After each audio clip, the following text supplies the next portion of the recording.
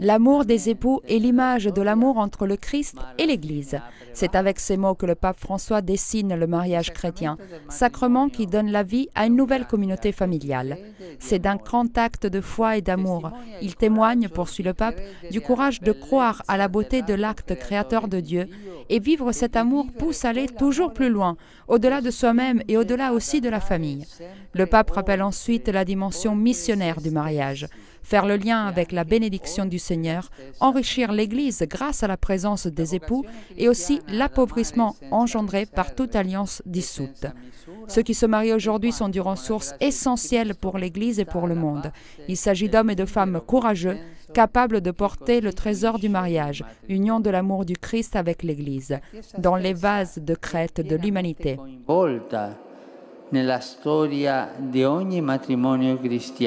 L'Église même est totalement concernée par l'histoire de chaque mariage chrétien.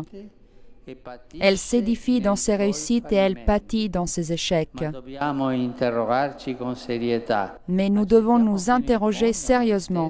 Est-ce que nous acceptons jusqu'au bout, en tant que croyants et pasteurs, ce lien indissoluble de l'histoire du Christ et de l'Église avec l'histoire du mariage et de la famille humaine ?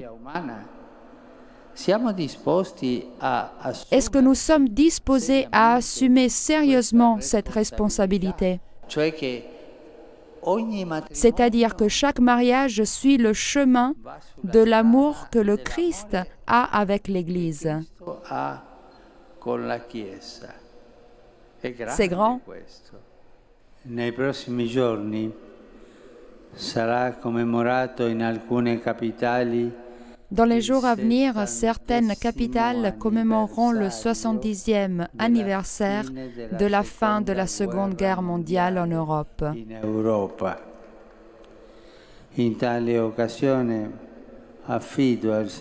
Pour cette occasion, je confie au Seigneur, par l'intercession de Marie, Reine de paix,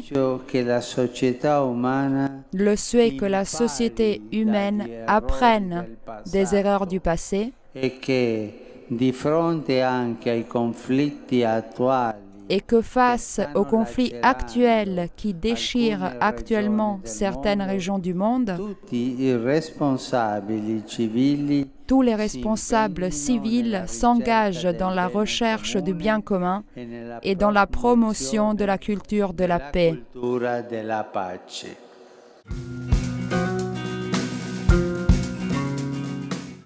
L'amour doit être davantage dans les faits que dans la parole. Communiquer, c'est l'amour. Durant la messe célébrée à Sainte-Marthe, le pape a indiqué ces deux critères pour identifier le véritable amour. Illustrant le caractère concret de l'amour de Jésus, le pape a demandé de résister à l'égoïsme afin de chercher la pleine joie du don. Non c'è amore senza comunicarsi. Non c'è amore isolato. Il n'y a pas d'amour sans communication. Il n'y a pas d'amour isolé.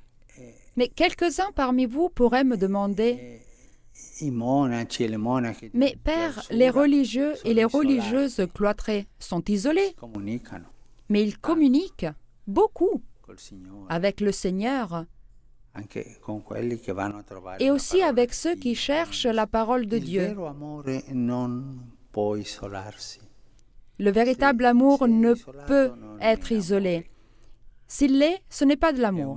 C'est une forme spiritualiste d'égoïsme.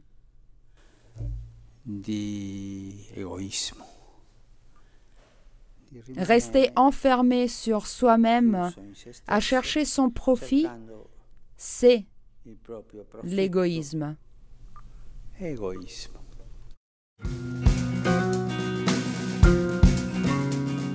Dans les moments difficiles, chacun est appelé à aller au-delà de l'horizon de l'égoïsme en dépassant les intérêts partisans pour rechercher le bien commun. C'est la réflexion contenue dans le discours du pape prononcé devant les évêques du Mali reçus à l'occasion de leur visite ad limina apostolorum. Dans le texte, le pape souligne l'importance du dialogue interreligieux, de la promotion de la tolérance, de la cohésion et en particulier dans la situation délicate dans laquelle se trouve l'Afrique. Face aux violences de ces dernières années, les chrétiens sont donc appelés à témoigner encore plus de leur foi en travaillant sur une authentique réconciliation nationale. Dans les pensées du pape aussi la défense de la famille, surtout en vue de l'augmentation des divorces et de la polygamie.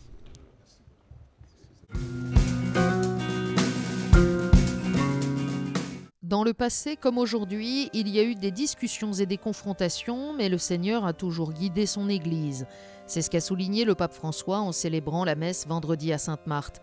Le Saint-Père a expliqué que si les chrétiens se laissent inspirer par l'Esprit Saint, qui semble d'abord créer de la confusion, mais qui ensuite engendre l'harmonie, il est possible de trouver des positions de communion et d'unité. Une Église dans laquelle il n'y a jamais de problème de ce genre me fait penser que l'esprit n'est pas tellement présent. Et dans une église où toujours l'on discute, où l'on se sent lié, où l'on trahit ses frères, il n'y a pas l'esprit. L'esprit est celui qui fait la nouveauté, qui fait bouger la situation pour aller de l'avant, qui crée de nouveaux espaces, qui crée la sagesse que Jésus a promise. Lui vous enseignera. Cela fait bouger, mais c'est aussi cela qui à la fin crée l'unité harmonieuse entre tous.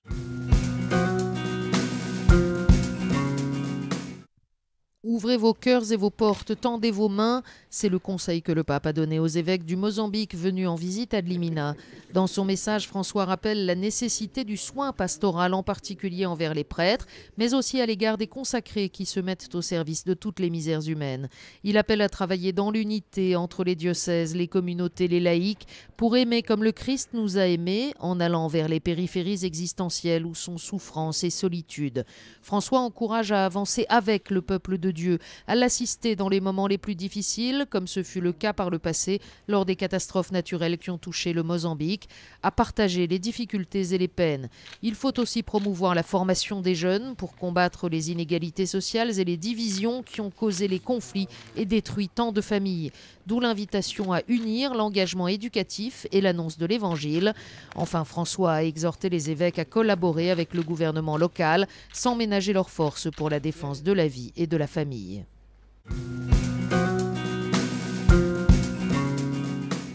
Le règlement de la vie chrétienne est écrit lors de la dernière scène. Quelques heures avant d'être abandonné, trahi, renié, Jésus laisse aux siens la plus haute recommandation. Aimez-vous les uns et les autres comme je vous ai aimés. Le commandement nouveau résume l'ensemble du message de Jésus, a affirmé le pape. Mais non pas par l'abstraction d'un précepte, mais bien par la concrétisation de l'exemple. En effet, a rappelé le pape François, Jésus fut le premier à incarner la loi de l'amour. Il a montré comment cela était possible en aimant son prochain. Un amour qui est le fruit de l'Esprit Saint par lequel Jésus nous appelle à nous aimer les uns les autres, même si nous ne nous comprenons pas toujours et nous ne sommes pas toujours d'accord, affirmait le pape, ajoutant que l'amour est plus fort que ces différences. Il y a de si nombreux gestes, petits ou grands, qui répondent au commandement du Seigneur. Aimez-vous les uns les autres comme je vous ai aimés. Des petits gestes de tous les jours, de proximité avec une personne âgée, un enfant, un malade, une personne seule et en difficulté, sans domicile, sans travail, un immigré, un réfugié. Grâce à la force de cette parole du Christ, chacun de nous peut se rapprocher du frère ou de la sœur qu'il rencontre. Des gestes de proximité où l'amour que Dieu nous a enseigné se manifeste.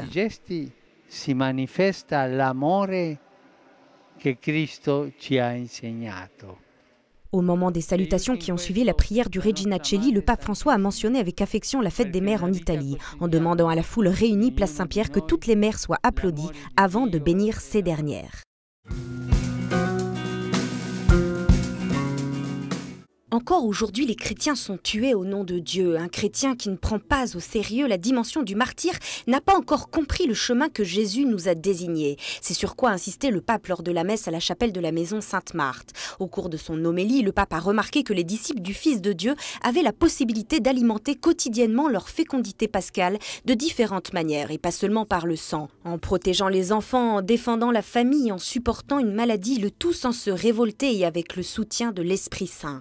Par ailleurs, le pape François a évoqué l'entretien téléphonique qu'il a eu avec le patriarche copte Tawadros la veille, jour de l'amitié copte catholique. Je me suis souvenu de ces fidèles qui ont été décapités sur la plage parce qu'ils étaient chrétiens.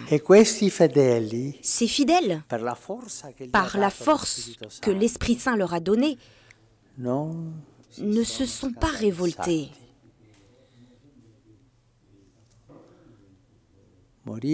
Ils sont morts avec le nom de Jésus sur les lèvres.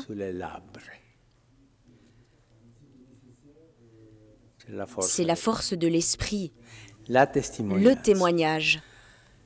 C'est là le véritable martyre, le témoignage suprême.